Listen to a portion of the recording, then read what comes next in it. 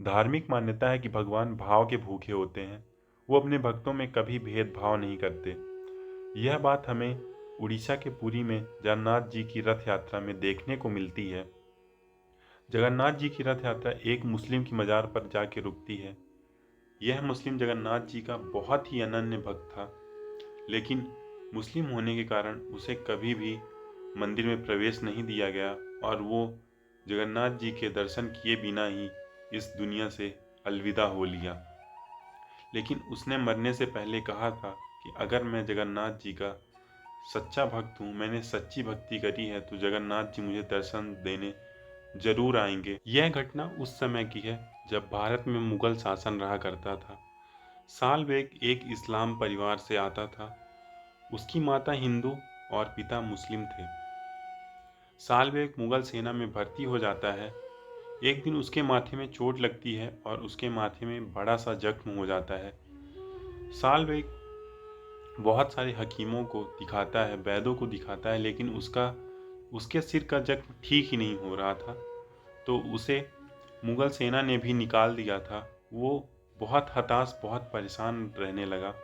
तो उसकी माता ने उसे सुझाव दिया कि तुम्हें जगन्नाथ जी की भक्ति करनी चाहिए, और उस बात को वो मान लेता है।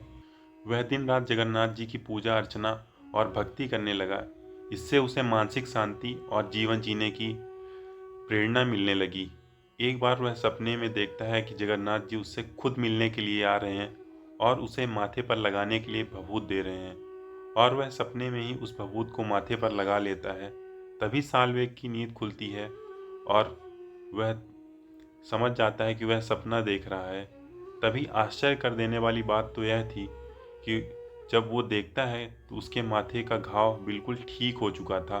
भगवान की जय जयकार करता हुआ और बहुत ही प्रसन्नता से वो भगवान जगन्नाथ जी के मंदिर की ओर दर्शन के लिए भागने लगता है। तभी उसे मंदिर के बाहर ही रोक दिया जाता है, क्योंकि मुसलमान होने के कारण उसे मंदिर में प्रवेश नहीं दिया जाता। वो बाहर ही बैठकर भगवान की भक्ति करता, उनके भजन लिखता, और उसके भजन हर एक भक्त के मुंह पर रटे हुए थे। और वो ऐसे ही भक्ति करते करते उसकी मृत्यु हो जाती है।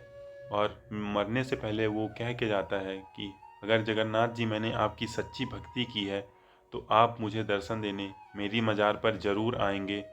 और ऐसा होता भी है। सालवेग की मज़ार जगन्नाथ मंदिर और गुड़ीचा मंदिर के बीच में बनाई गई थी। कुछ महीने बाद जब रथ यात्रा निकली, तो सालवेग की मज़ार के पास से जब रथ यात्रा निकल रही थी, तब रथ आगे ही नहीं बढ़ रहा था।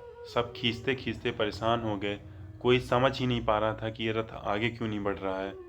तभी किसी ने राजा को बताया कि यहाँ पे सालवेग नामक एक जगन्नाथ जी का भक्त रहा करता था। उसके बारे में सारी कहानी राजा को बताई, और राजा ने तब पुरोहित से बताया, और पूरे पुरोहित ने सबसे सालवेग के जयकारे लगाने को कहा।